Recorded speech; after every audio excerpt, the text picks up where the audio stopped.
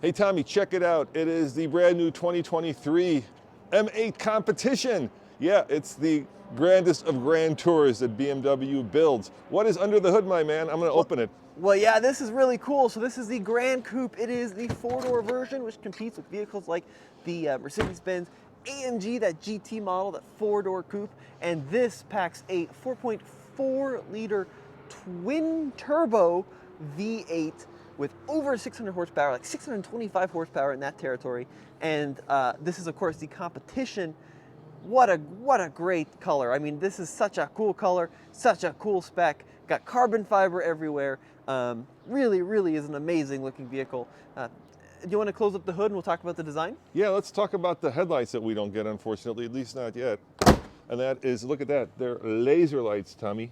Laser. Yeah. They've got little lights patterns that actually shift so that when you're driving and oncoming traffic comes at you, it kind of shifts so that you don't blind the traffic, and they're super bright. Well, here in the, I'm all discombobulated and jet lagged. In the US, we also have a model that says laser, but it doesn't have that cool adaptive availability that the models here in Germany have. And we are here at the Nürburgring for the 24 hours of Nürburgring, where BMW is celebrating their 50th anniversary. And on this model year, you can actually get these new BMW emblems with the cool 50th anniversary badging around the sides, which I think looks fantastic. You know, the U.S. government has just allowed laser lights, so they're coming, but they're not there yet. But at some point, hopefully by 2023, we'll be able to do them. So what do you think? I think this color is called Isle of Man Green. If I'm wrong, correct me in the comments below. It is a very subtle, yet very forest green. I really like the look of the Grand Coupe 8 Series. I actually think it looks better, I hate to say it, than the two-door version. Just the proportions are so right on this vehicle. It's got these big, wide hips with these crisp lines down the side. It's got the flowing roof line. The competition here has the carbon fiber roof. Out back, we got a little carbon fiber deck lid spoiler. And then these four enormous exhausts out the rear. Man, that jet lag is really catching up. I think you're thinking of cylinders, Tommy. 8 cylinders, 4 exhaust tips. Looks phenomenal. Let me start it up and you can listen to it. Yeah, let's get an exhaust clip. Make sure you put it in sport mode. Will do. Oh, yes.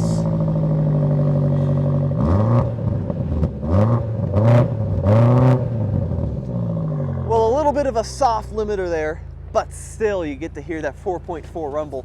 Now, the M8 competition here has these sports seats from the M3, M4, and you really get to see how special those are when you look at them from the back with these enormous swaths of carbon fiber, actually carbon fiber designed seats, and they are incredibly aggressive, maybe a little too aggressive for a grand tour. What do you think, Dad? You know, the first time I sat in them, I thought they were really too aggressive, but the more I sit in them, the more I don't mind them.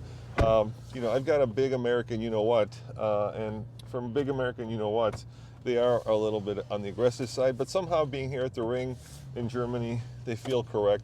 Once again, you get this car, you know, maybe in suburban Chicago, and you're doing like the kid run, it might be a little aggressive. Look at this top speed, according to the speedometer, 330 kilometers. Kilometers an hour, baby. We're in the land of sensible units. Now this screen, by the way, 2023, it's now a 12-inch screen, so it's grown, like 12.3. It's got the full digital gauge cluster, lots of carbon fiber everywhere. We got the tricolor stitching throughout, which I think looks really nice even on the steering wheel. M buttons on the steering wheel. This thing is loaded to the hilt. Yep, it's fast. It's fast. Whoa! It's very fast, yeah. Yeah, it's very quick. You know, being of a certain age, Tommy, we just did a video where we reviewed the new M3 competition. Somehow this feels more fitting to a man of my age and girth. Don't succumb to the endless march of time there, Dad. You got to embrace your youth.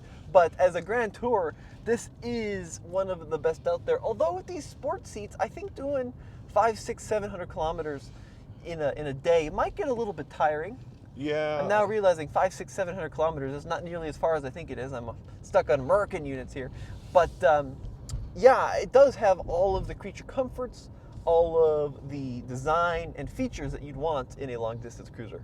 You know, with gas prices where they are, I'm sure that the fuel economy of this car is a little bit staggering. Yes, it is. But It's teens, yeah. I suppose if you can afford a 140 plus $1,000 car, you probably don't worry about gas prices, or maybe you do, and maybe this is the car you take on the weekend to your trip to Morocco or Monte Carlo or wherever people in Europe go on long getaways. So we've gone in sport mode. We also have the adaptive exhaust button. You're going to give it some beans on the main road here. Yeah, we'll give it a little bit of see how it is, how tossable this is. I'm guessing it's Quite tossable. Oh yeah, it feels big here in Germany, Tommy. That power is nuts. I mean, it comes in, low in the RPM range, but then it pulls all the way to redline at like 7,000 RPM. And there's 70. 70 kilometers an hour. Yeah, not to 50 yet. Yeah. Slow down, yeah. Big brakes on this car to bring you to a halt with that massive amount of weight. But yeah, that's the big surprise is, a lot of times big V8s don't like to rev. This thing is kind of quiet in the way it builds power, but once it does, it really comes on strong when you get deep into the boost on the turbos.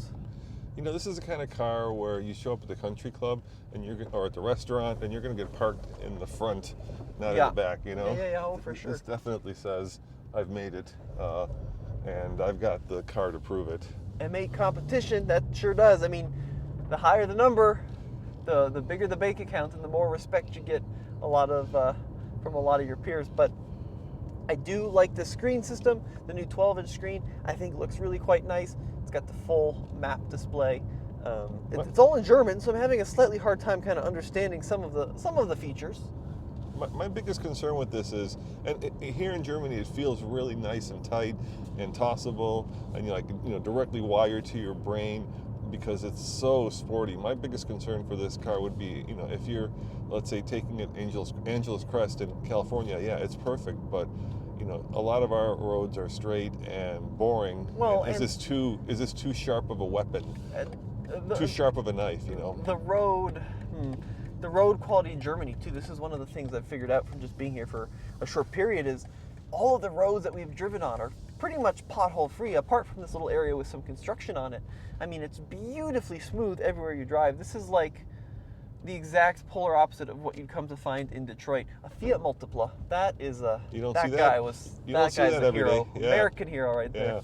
Yeah. And this area is really cool. This is where all the teams have the race teams have their testing facilities. The manufacturers also have their facilities here, and we are borrowing this car from the BMW Performance Center, which is where the engineers come up from Munich and then flog the car around the ring to find out just how well they've engineered it and how to make it better. So one other thing I want to point out, we were just in the new BMW i4 and then the BMW iX, the new EVs, which kind of showcase the newest generation of BMW interior design language. And this is certainly looking a little bit dated in comparison, but I do kind of like that because you still have traditional volume controls. You got the shortcut buttons, you got hard buttons for the climate control. So I'm not saying it's a bad thing that it uses the hard buttons. It just looks different than the i4 or the iX that we were just in. I actually like the hard buttons much better. I find that the hidden buttons are beautiful, but just a pain in the butt to use. And I always hear that argument, well, if the car were yours, because we drive a lot of different cars, then you get used to it. Well, I've gotten used to buttons, and I like buttons because, they don't move when the car moves. Yeah, that's true. I mean, they're always in the same spot, that's for sure. But overall, for crossing continents, apart from the seats, which I'm still not sure this bump is going to be great after 1,000 miles, it is a fantastically capable. What do you think of the stitching on the side It's here? cool. Yeah, the stitching is really cool. It's such an interesting dichotomy of track performance features and then straight up, grand touring functions. Yeah. I think that's really, really cool. Yeah. So we're going to park it on up and continue along our trip. We're here with Minnie covering the 24 hours at the Nürburgring, and it's been a fantastic day. It has been a fantastic day. To be able to drive now the third BMW that is laser focused on performance is really bucket list moment. So thank you guys for watching these videos with us. And Tommy, I think it's time to head back to München. Let's do it. Ciao.